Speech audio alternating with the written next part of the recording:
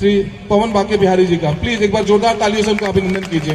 इसके बाद हम लोग अब अमन अख्तर जी को सुनेंगे और फिर अमन अख्तर जी का परिचय तो आगे हम लोग देंगे। श्री पवन बाके बिहारी जी प्लीज। छोड़ दी यार, पहले मैं यही करता था।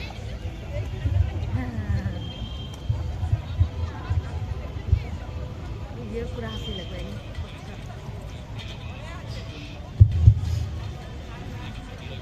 सर्वप्रथम थोड़ा तेज कर। सर्वप्रथम सद्भावना संस्था के द्वारा आयोजित कवि सम्मेलन में आप लोग उपस्थित हुए, इसके लिए बहुत बहुत धन्यवाद। मैं कोई विद्वता की बात नहीं करूंगा। मेरे बारे में बहुत सारी बातें अंजनी भाई कह गए। ऐसा कुछ नहीं है। जब कोई संचालक, बिल्कुल छोटी छोटी और बारीक बातें आप तक पहुंचाऊंगा कि जब कोई संचालक किसी क्षेत्रीय कवि को राष्ट्रीय कवि और राष्ट्रीय कवि को अंतर्राष्ट्रीय कवि बताने लगे तो आप ये समझ लेना कि अगला केजरीवाल के गोत्र से है। लोड लेने की जरूरत नहीं है। मैं कोई भी विद्वता की बात नहीं करूंगा। आप लोग विद्वान आगे बैठे हुए हैं। भाई अशोक भैया आए हैं क्या? अशोक सिंह अकेला? अच्छा नहीं आए हैं। तो मैं कोई विद्वता की बात नहीं करूंगा। इसलिए भी नहीं करूंगा कि एक तो मैं बिहार से हूं, दूसरा सोनाक्षी सिन्हा के गोत्र का हूं। मैं सोनाक्षी सिन्हा में इसलिए कह रहा हूं कि मैंने अंजनी भाई से बात हुई कि भाई आपके इस कवि सम्मेलन में कवित्री कौन है? इन्होंने कहा भैया जब आप आ ही रहे हो तो फिर कवित्री की क्या जरूरत है। तो मैं कोई भी विद्वता की बात नहीं करूंगा। आप सिर्फ मजा लेना साहब, मजा लेना बिल्कुल जरूरी है। मजा लेना बहुत जरूरी है साहब। मैं इसलिए भी कहता हूं कि जो मजा जवानी में राहुल जी नहीं ले पाए, बुढ़ापे में आसाराम ने ले लिया। मजा लेना बहुत जरूरी है कि मजे ना हो जीवन में, कि मजे ना हो जीवन में तो समझो सुसाइड हो गया, कि मजे ना हो जीवन में तो समझो सुसाइड हो गया। मुझे उस बंदे की हुनर पर डाउट हो गया, और जिस बंदे की शादी पहली ही गर्लफ्रेंड से हो जाए, आप समझ लेना बंदा ट्राई बॉल में आउट हो गया। बिल्कुल लोड लेने की जरूरत नहीं है साहब। मैं कोई विद्वता की बात करूंगा ही नहीं, करना ही नहीं है। ये अलग बात है कि मैं यहाँ एसपी कॉलेज से मैंने एमए किया, लेकिन इसके बावजूद भी हमारे अंदर विद्वता नहीं आई। मैं कोई भी विद्वता की बिल्कुल छोटी छोटी तार्किक बातें आप तक पहुंचाता हूं। बात पहुंच जाए तो आप ताली उठाना, समर्थन देना, बिल्कुल बारीक और तार्किक बातें। आज मैं साहब सुबह सुबह दुमका स्टेशन उतरा, बिल्कुल बारीक बात है कि दुमका स्टेशन उतरा, मैंने देखा एक बंदा खुले में लघु संघ का परित्याग कर रहा था। मैंने कहा भाई साहब आपके घर शौचालय है फिर भी बाहर। मैंने कहा भाई साहब आपके घर शौचालय है फिर भी बाहर, ये तो सभ्यता के विरुद्ध है। उसने जो जवाब दिया साहब, जवाब आप तक पहुंचे तो ताली उठाना। मैंने कहा आपके घर शौचालय फिर भी बाहर, ये तो सभ्यता के विरुद्ध है। उसने कहा भाई बाके मैं विपक्ष में हूं।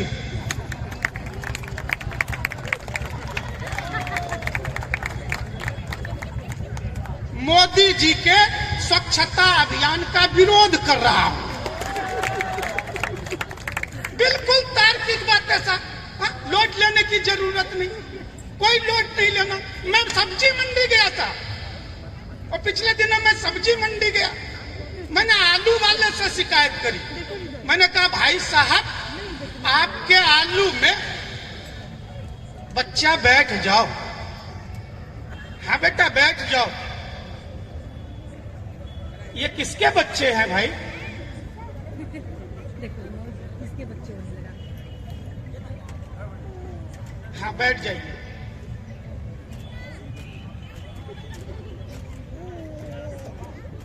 बहुत बहुत धन्यवाद, आप समय से आए, इसके लिए बहुत बहुत धन्यवाद।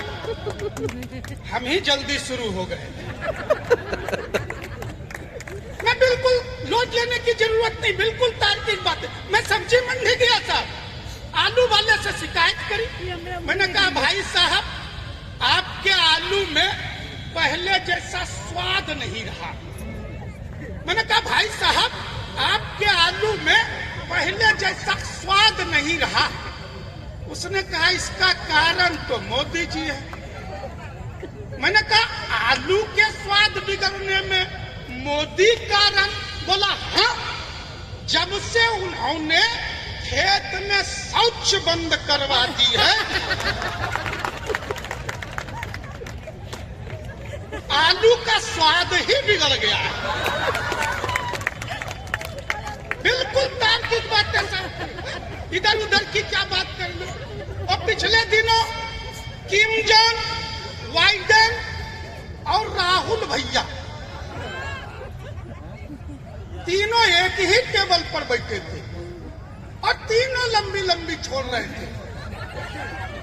किम जोंग मेरे टेबल पर न्यूक्लियर बम का बटन लगा हुआ है, जब चाहूं दबा सकता हूं।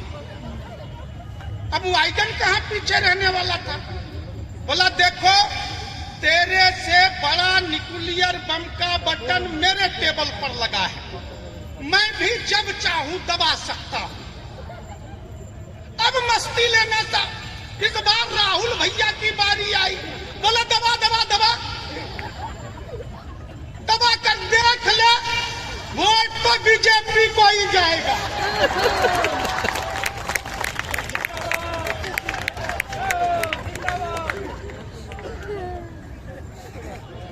मैं एक बात तार्किक कहता हूं साहब कि ईवीएम बड़ा ही सभ्य महिला है साहब। बिल्कुल तार्किक बात है कि ईवीएम बड़ा ही सभ्य महिला है साहब। ये तो गांव के कुछ लफेरों ने उसे बदनाम कर रखा है। मैं बिल्कुल तार्किक बातें, छोटी छोटी बातें करता हूं साहब। बिल्कुल पिछले दिनों सर्जिकल स्ट्राइक हुआ साहब, विपक्ष मानने के लिए तैयार नहीं, मानने के लिए तैयार ही नहीं। विपक्ष बिल्कुल मानने को तैयार नहीं। एक बात मैं क्लियरली बता दूं साहब, बिल्कुल साफ साफ, कि जिस बंदे का जन्म कृष्ण पक्ष शुक्ल पक्ष में हुआ हो, आप उसे कुछ भी समझाओ वो मान जाएगा साहब, बिल्कुल मान जाएगा साहब। लेकिन जिसका जन्म ही विपक्ष में हुआ हो उसे कुछ भी समझाओ वो मानने के लिए तैयार नहीं होगा साहब, बिल्कुल नहीं मानेगा। और दिग्गी राजा मानने के लिए तैयार नहीं साहब, बिल्कुल मानने के लिए तैयार नहीं। दिग्गी राजा के शादी किए लगभग 9 वर्ष हो गए साहब, 9 वर्ष हो गए। एक टिप्पणी पहुंचाता हूं, पहुंच जाए आप तक तो ताली उठाना कि शादी को 9 वर्ष हो गए साहब। वो सबूत मांगते फिर रहे हैं, 9 वर्ष शादी को हो गए, अब तक एक भी सबूत नहीं आया है। तो क्या हम मान लें कि अब तक कोई सर्जिकल स्ट्राइक नहीं हुआ? बिल्कुल तार्किक बात है साहब, बिल्कुल तार्किक बात है। जब कुत्ता, भालू, सियार, भेड़ एक घाट पर बिना लड़े पानी पी रहा हो तो आप एक बात समझ लेना साहब कि दूसरे घाट पर निश्चित रूप से शेर बैठा है।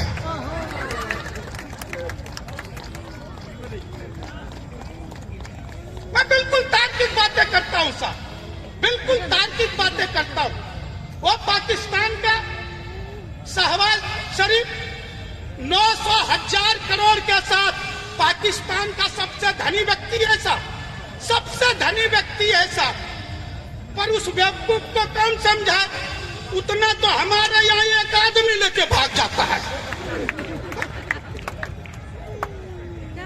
बिल्कुल तार्किक बातें सर। हमारे मंच पर भी रस के कभी नहीं है साहब। वो रहते तो डायरेक्ट पाकिस्तान को लिपटाना शुरू कर देते। लेकिन मैं हास्य का कवि हूं साहब। पाकिस्तान पर लंबी चौड़ी कविता जाया करने की जरूरत ही नहीं, बिल्कुल जरूरत नहीं। हम तो 2 पंक्तियों में निपटाते हैं साहब, बिल्कुल 2 पंक्तियों में कि 2 किलो आटे की रोटी बनाकर आप पाकिस्तान में उछाल दो। सिर्फ 2 किलो आटे की रोटी बनाकर पाकिस्तान में उछाल दो, 80% तो ऐसे ही लड़ झगड़ के मर जाएगा। अलग से मारने की क्या जरूरत है साहब? अलग से मारने की जरूरत ही नहीं है, बिल्कुल जरूरत नहीं।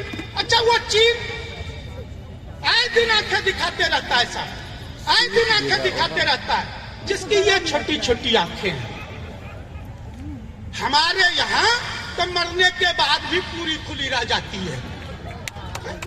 बिल्कुल तार्किक बात है साहब, पूरी खुली रह जाती है साहब। और अगली टिप्पणी पहुंचाता हूं, पहुंचे तो समर्थन देना कि वहां के लोग ये साइज के हैं साहब, ये हाइट है उनकी। अगर चीन में आपको कोई भी बंदा 6 फुट का नजर आ जाए तो आप समझ लेना कि हमारे पूर्वजों ने वहां की तीर्थ यात्राएं की होंगी।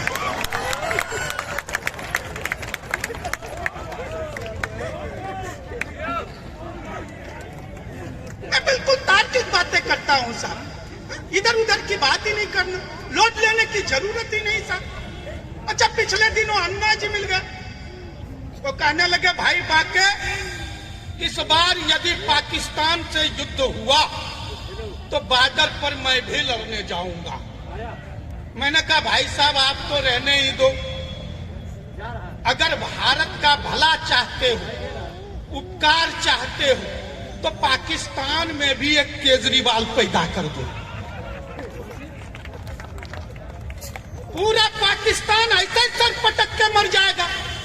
अलग से मारने की क्या जरूरत है साहब? अलग से मारने की जरूरत ही नहीं है साहब।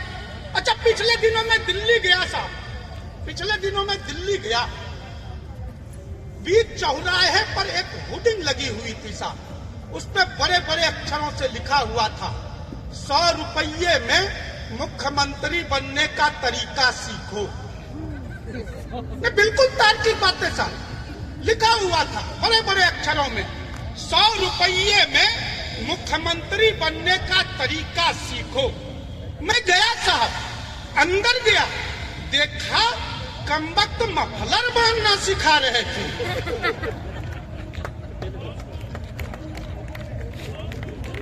मैं बिल्कुल तार्किक बातें करता हूं साहब, बिल्कुल तार्किक। यहाँ महिला शक्ति बैठी हुई है, मैं बिल्कुल तार्किक बातें करता हूं। तब एक कविता आप तक पहुंचाता हूं कि मेरे मेरे मेरे घर कोई भी आए, कि मेरे घर कोई भी आए, बेटा बैठ जाओ। आप उनका भविष्य भले हो, मेरा वर्तमान मत चौपट करो। बैठ जाओ बेटा। कि मेरे मजा लेना था कि मेरे घर कोई भी आए, मेरे कुत्ते का भौंकना स्वाभाविक है। कि मेरे घर कोई भी आए, मेरे कुत्ते का भौंकना स्वाभाविक है। लेकिन आज पहली बार एक श्वेतधारी को देख भौंकने के बजाय घंटों तलबे चाटता रहा, कि घंटों तलबे चाटता रहा। कुत्ते की विद्वता, बुद्धिमता, सूझबूझ और परख को मान गया।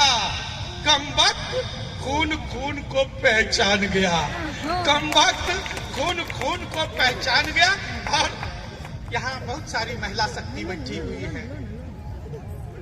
यहाँ तो मेरे अलावे कोई है भी नहीं, मैं ही एक महिला हूँ। महिला शक्ति को मैं प्रणाम करता हूँ साहब। आज महिलाओं की उपस्थिति हर जगह समान रूप से हो गई है साहब। हर विभाग में, हर क्षेत्र में महिलाओं की उपस्थिति समान रूप से हो गई है साहब, समान रूप से हो गई साहब। पर एक विभाग ऐसा भी है साहब जिसमें आपको एक भी महिलाएं नहीं मिलेंगी, वह दमकल विभाग, फायर ब्रिगेड। एक भी महिलाएं नहीं मिलेंगी साहब, क्योंकि महिलाओं का काम आग बुझाना नहीं है। अच्छा, तालियां भी वही लोग बजा रहे हैं जिनके घर आग लगी हुई है। मैं बिल्कुल तार्किक बातें करता हूं साहब। मैं महिला शक्ति को प्रणाम करता हूं साहब। प्रणाम तो मैं ऐसे करता हूं कि सुबह सुबह बिस्तर छोड़ते ही सर्वप्रथम पत्नी श्री के चरण स्पर्श करता हूं। इसमें है करने की बात नहीं है, आप भी किया करो, मन मिजाज मस्तिष्क स्वस्थ रहेगा। लेकिन इसके बावजूद भी मैं कहता हूं साहब कि प्यार के मामले में महिलाएं बड़ी निष्ठुर होती है, हम पुरुष कोमल होते हैं। मैं उदाहरण दे तो गंभीर होने की जरूरत नहीं है, मैं कोई गंभीरता की बात करता ही नहीं। महिलाएं बिल्कुल निष्ठुर होती है प्यार के मामले में, हम पुरुष कोमल होते हैं साहब। उदाहरण देके मैं बताता हूं कि आप झाजी, आप मोटरसाइकिल से जा रहे हैं, पीछे पीछे एक खूबसूरत सी महिला स्कूटी पर आ रही है, आपकी मोटरसाइकिल खराब हो गई, वो महिला आगे निकल जाएगी, एक बार घुरकर मदद नहीं करेगी साहब। इतनी निष्ठुर होती, इतनी निष्ठुर होती है। अब इसी प्रश्न को आप उल्टा कर दो, दूसरे दिन उसकी स्कूटी खराब हो जाए, हम पुरुषों में तो मैकेनिक की आत्मा समा जाती है। बिल्कुल तार्किक बातें साहब, लोड लेना ही नहीं है साहब। ट्रैफिक जाम में हर कोई फंसता है, भैया आप भी फंसे होंगे, आप भी फंसे होंगे, हर कोई फंसता है, अमन भाई भी फंसे होंगे, हर कोई फंसता है। पर मेरा मानना है साहब, सामने की स्कूटी पर कोई ढंग की बैठी हो तो ट्रैफिक जाम भी अच्छा लगता है। बिल्कुल तार्किक। और एक उदाहरण देता हूं साहब, दुनिया की जितनी भी पत्नियां हैं, अपने पति की बहनों को वो प्यार से नहीं देखती, बहुत निष्ठुर होती है। अपने पति की बहनों को वो प्यार से नहीं देखती है, पर हम पतियों को देख लीजिए, उनकी बहनों को हमेशा और हमेशा प्यार की नजरों से देखते हैं। यह हम पुरुषों की महानता है साहब, पर हम अपनी महानता का ढिढोरा नहीं पीटते। यह तो सिर्फ हंसने हंसाने की बात थी साहब। मनुस्मृति अध्याय 3 श्लोक 56 में लिखा है साहब कि यत्र नार्यस्तु पूजन्ते रमन्ते तत्र देवता। मैं इसलिए कह रहा हूं कि मनुस्मृति अध्याय 3 श्लोक 56 कि लगना चाहिए मंच पे कोई पढ़ा लिखा है, यह लगना चाहिए साहब। तब मुझे भागलपुर की कवित्री आभा पूर्वे की पंक्तियां याद आती है। वो लिखती है कि नारी तुलसी दल रहे, कि नारी तुलसी दल रहे, बेलपत्र मधुगंध, गमले का कैक्टस नहीं, नवका शीतल चंद, नारी सीता शारदा, अनुसुईया की रीत, जीवन की यह मोक्षदा, वेदों का संगीत, वेदों का संगीत, वेदों। तब मुझे मेरी ही पंक्तियां याद आती है साहब। कभी मैंने 2 पंक्तियां लिख रखी थी कि नारी नारी नारी कि नारी लोकसभा विधानसभा की थाल में परोसी जाने वाली व्यंजना नहीं, कि नारी लोकसभा विधानसभा की थाल में परोसी जाने वाली व्यंजना नहीं, नारी समाज का दूसरा पहिया है जो बनाए रखती है संतुलन, जो बनाए रखती है संतुलन, जो बनाए रखती है संतुलन। नारी सिर्फ अर्पण समर्पण भेंट वस्तु नहीं है साहब। भैया अशोक भैया आ गए हैं, मैंने इनसे बहुत कुछ सीखा है, कविता लिखना इनसे मैंने सीखा। ईमानदारी की बात, इनके प्रेस में बैठ करके बातें होती थी, उस समय मैं एमए कर रहा था यहाँ, और ये बताते थे कि कैसे सी कविता लिखना है, किस तरह लिखना है। लेकिन ईमानदारी के साथ कहता हूं कि मैं उस समय भी नहीं सीख पाया और आज भी नहीं सीख पाया। तो मैं महिला शक्ति को स्थापित करने की कोशिश करता हूं साहब। पिछले दिनों जो दिल्ली में हुआ, राजस्थान में हुआ, आपके दुमका में हुआ, जो महिलाओं के साथ आए दिन घटनाएं घटती रहती हैं साहब, तब मैं महिला शक्ति को स्थापित करने की कोशिश करता हूं। बात पहुंचे तो आप ताली नहीं बजाना, बिल्कुल गंभीरता से सुन लेना कि नारी नारी तुम्हारा मौन रहना, कि नारी तुम्हारा मौन रहना संसार में फल फूल रहे दुरात्माओं को जीवन देने के समान है। कि फल फूल रहे दुरात्माओं को जीवन देने के समान है। कि उठो, कि नींद से उठो, जहां हो वहीं से उठो। कि उठो, कि नींद से उठो, जहां हो वहीं से उठो। उठो कि गहराती चुप्पे के खिलाफ उठो। उठो कि बहसी दरिंदों के खिलाफ उठो। उठो कि कार्तिक में बौराए आवारे कुत्तों के विरुद्ध उठो। कि कार्तिक में बौराए आवारे कुत्तों के विरुद्ध उठो। उठो तो चांदनी नहीं ज्वालामुखी बन धधक उठो। कि उठो तो चांदनी नहीं ज्वालामुखी बन धधक उठो। जला दो दुरात्माओं की नीड़ को, बनकर दामनी एक भी शुंभ निशुंभ बचने ना पाए। कि एक भी शुंभ निशुंभ बचने ना पाए, उसके रक्त बीज धरा को छूने ना पाए। उन रक्तों का पान कर धर विकराल रूप चामुंडा चंडी कालिका, चामुंडा चंडी।